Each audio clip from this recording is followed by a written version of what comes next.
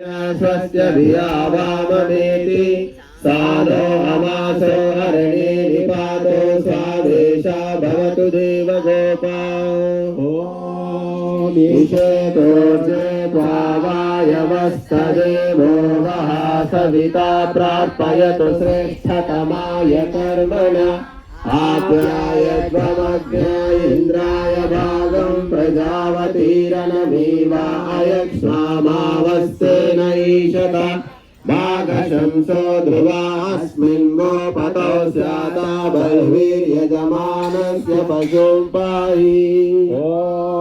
आनो भद्राः क्रतवो यन्तो विश्वतो दब्धासो अपरीता समुद्भिदः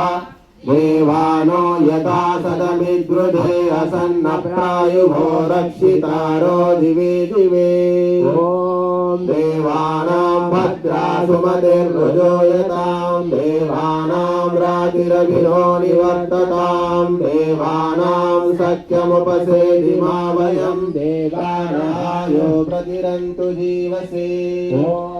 कवीशानं जगतस्तस्तु शस्पतिं धियं जिन्ममवसेहुमहे वयं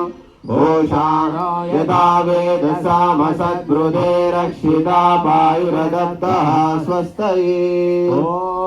स्वस्ति न इन्द्रो वृद्धश्रवाः स्वस्ति नः पूषा विश्ववेदाः स्वस्ति नस्तार्क्ष्यो अरिष्टनेमिः स्वस्ति नो बृहस्पतिर्दधातु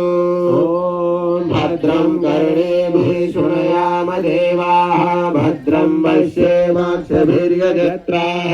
स्थिरैरङ्गैः सुष्ठुवां स्वस्तनोभिर्यजेमहि देवहितं यदायुः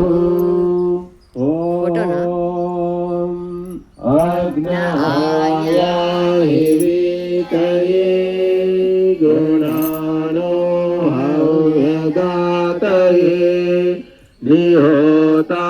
सत्सि बर्हिषि त्वमग्ने यज्ञानां होता विश्वेशामितः देवेभिर्मानुषे जने ये त्रिशक्ताः पर्यन्ति विश्वारूपाणि विप्रतः वाचस्पतिर्बला तेषां तन्वो अद्य ददातु मे इति स्वस्ति वाचनम्।